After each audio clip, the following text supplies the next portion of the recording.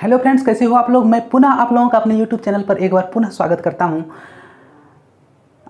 आज का जो टॉपिक है, जो आप लोग थंबनेल में देखे होंगे कि हम लोग पढ़ाई आखिर क्यों कर हम लोग जो पढ़ाई करते हैं वो क्यों करते हैं, आखिर क्यों करते हैं, आखिर उससे हमको क्या मिलता है, आखिर हम जो पढ़ाई करेंगे उससे क्या लाभ मिलेगा। सभी जो हमेशा हमारे पेरेंट्स बोलते रहते हैं पढ़ाई करो पढ़ाई करो पढ़ाई करो। कोई भी पूछता है, कहीं भी जाते हैं तो पूछता है कि पढ़ाई में कितना अच्छा है, कितना अव्वल है, अभी किस रैंक पे है, क्लास में कितना रैंक आ रहा है। आखिर वो पढ़ाई हम लोग करते क्यों हैं। पढ़ाई करने के पीछे अगर आप भी पढ़ाई करते हैं तो अपने आप से क्यों का सवाल ज़रूर पूछिए। अगर क्यों का जवाब आपका क्लियर है तो आप जीवन में बहुत ही आगे जाएंगे। अगर किसी भी प्लेयर से पूछा जाए कि अच्छे प्लेयर से जो अच्छा खेलता है कि तुम क्यों खेलते हो, तो सिर्फ वो ये नहीं बताएगा कि मैं सेहत के लिए खेलता हूँ।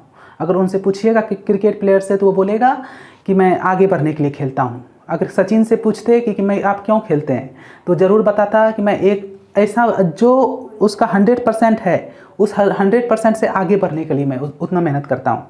रोनाल्डो के लाइफ को कभी अगर आप जान सकें तो जानिए, वो अभी भी दिन रात एक करके मेहनत करता है।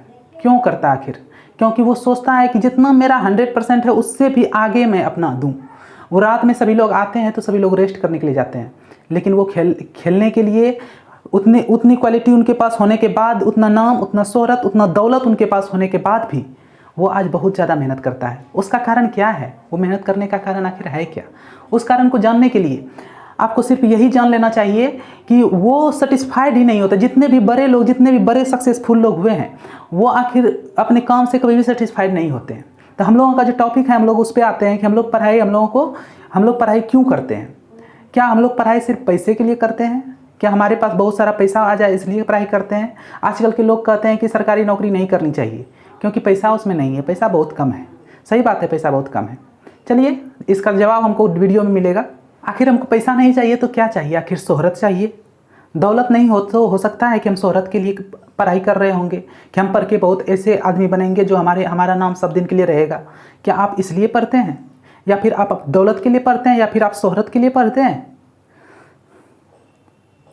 या फिर आप सरकारी नौकरी पाने के लिए पढ़ते हैं?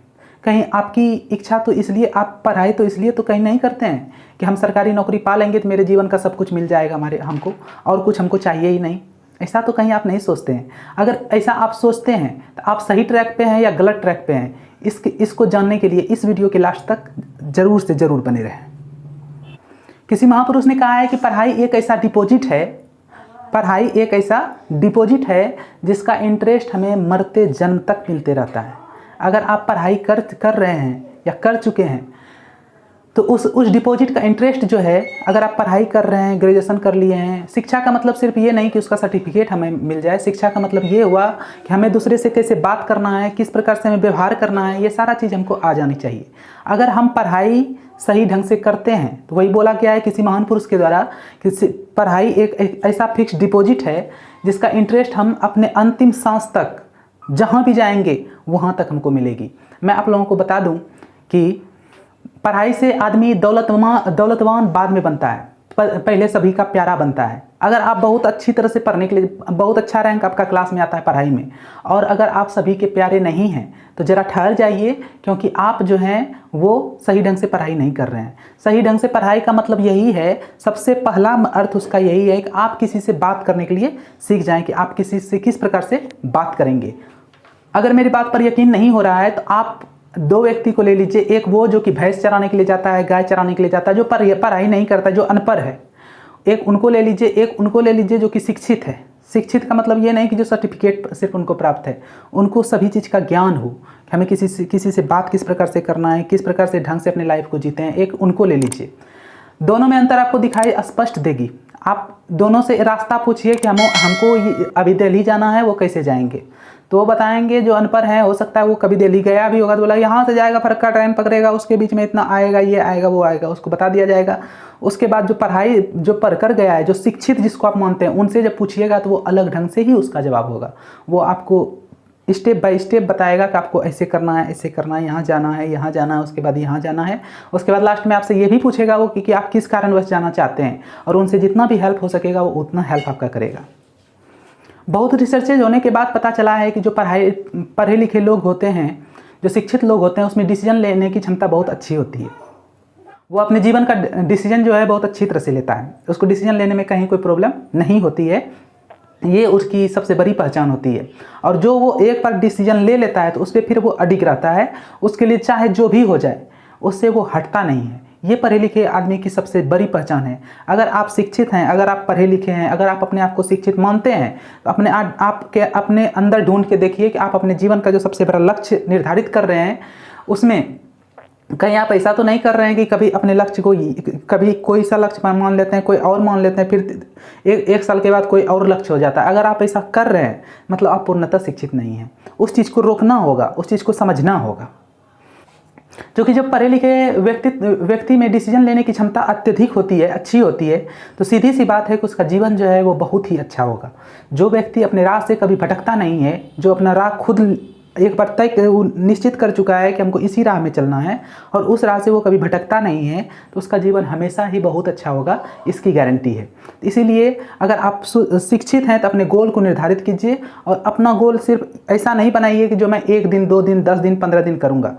गोल सिर्फ कंपटीशन फेस करने का नहीं हो सकता है। गोल हो सकता है आपका एक्सरसाइज का, गोल हो सकता है आपका खाने का, गोल हो सकता है आपका पानी पीने का, ऐसा कोई गोल हो सकता है। अगर आप एक्सरसाइज करते हैं, अगर उसको आप 10 साल 15 साल 20 साल कंटिन्यू नहीं करते हैं तो कोई फायदा नहीं है। आपका शरीर जितना जल्दी आपका लॉस करेगा आपका वेट, उतना ही अगर आप उसको एक्सरसाइज छोड़ देंगे तो तुरंत उससे दोगुने स्पीड से वो उसको गेन कर जाएगा। इसलिए कोई भी अगर आप गोल निर्धारित करते हैं, उसको अगर सही समय तक उसको नहीं चलाते हैं तो वो फिर आपके लिए दिक्कत होगी, उसमें आपको कुछ भी मिलने वाला नहीं है। इसलिए अपने गोल को डिसाइड कीजिए कि हमको क्या करना है, किस क्षेत्र में। और उसके बाद सुबह अपना सबसे बड़ा चीज़ होता है हमारा शरीर। अगर बोला जाता है कि एक स्वस्थ शरीर में ही स्वस्थ मस्तिष्क का वास होता है, तो अपने शरीर को बिल्कुल ही स्वस्थ बनाइए।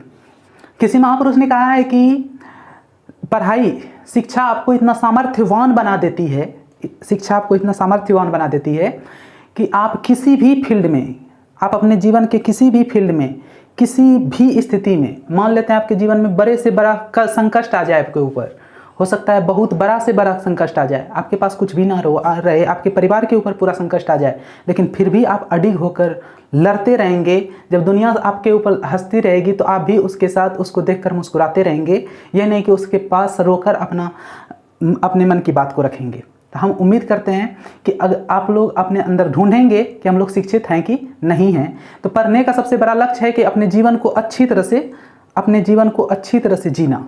अगर जीवन को अच्छी तरह से जीना है, अगर उसके लिए आपने सरकारी नौकरी का गोल बनाया है, तो ये YouTube चैनल आपके लिए बहुत ही परफेक्ट है।